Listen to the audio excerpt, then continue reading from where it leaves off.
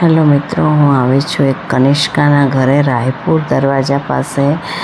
પણ બહુ મજા આવી એમના ઘરે આવીને. પણ એક દુઃખદ ઘટના એવી હતી કે કનિષ્કાના ઘરે આવી પણ આ નાનો એવો કાનો છે, એના પપ્પા રોડ એક્સિડન્ટની અંદર ઓફ થઈ ગયા છે. તો મિત્રો, દુઃખ એ વાતનું લાગ્યું કે આટલી નાની ઉંમરમાં આટલો નાનો બાબો, એના પપ્પાની ઉંમર બી 25-26 વર્ષ જ હતી. અને ભગવાનને જેમ અહીંયા જરૂર એમ ભગવાનને એની જરૂર પડી ગઈ એવું છે. એટલે બહુ દુઃખની વાત છે. તો હું ભગવાનને પ્રાર્થના કરીશ એમની આત્માને શાંતિ આપે અને આવડા છોકરાને દુઃખ સહન કરવાની શક્તિ આપે. તો કનિષ્કાનો પ્રેમનો નાસ્તો એટલો બધો હતો, પણ આ દુઃખની વાત સાંભળી દિલને જરીક આઘાત પહોંચ્યો. આ કનિષ્કાના ફુવા છે, ફિયા છે. આ કાનો છે, આ કાનો એની ફિયા મોટી કરે છે. એની મમ્મી છે કનિષ્કાની. પણ બાપ ગમે તેટલું હોય પણ બાપનો પ્રેમ જેવો કોઈનો પ્રેમ નહીં હોતો.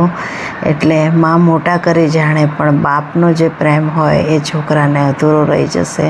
તો મિત્રો, દુઃખની વાત એ છે ને હું તમને બધાને કહું છું કે એના પપ્પાને શાંતિ મળે સ્વર્ગની અંદર એવી દુઆ કરજો. અને આ છોકરો જલ્દી મોટો થઈ જાય એવી તમે બધા પ્રાર્થના કરજો. મારું તો દિલ થોડુંક દુઃખ થયું, પણ હસતા મોઢે સહન કરવું પડ્યું, કેમ કે એમને ખોટું ના લાગે એટલે. પણ દુઃખની વાત એ છે કે ખોટું થયું છે. જે બી થયું એ ભગવાન એમની આત્માને શાંતિ આપે. મિત્રો, આ છોકરી મારી લાઈવમાં હોય છે, આ છોકરો પણ મારી લાઈવમાં હોય છે, બા કરતો હોય છે. એટલે સ્પેશિયલી હું એને મળવા આવી.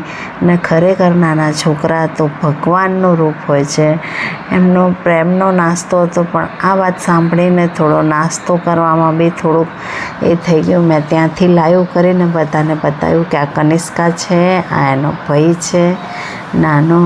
મિત્રો, તમે પણ સપોર્ટ કરજો. ક્યારેક આવો તો કનિષ્કાના મળજો, આ કાનાને મળજો. કેમ કે બહુ દુઃખ થયું મને, પણ મને બહુ પ્યારો છે, બહુ લાડલો છોકરો છે ને બહુ વિવેકી છે. એટલો સરસ ક્યુટ સ્વભાવ છે કે એની કોઈ હદ નહીં. એટલે પણ ભગવાનને બી કોને ખજાને શું ખોટ પડી કે એના પપ્પાને રોડ એક્સિડન્ટમાં એમનો ડેથ થઈ ગયું.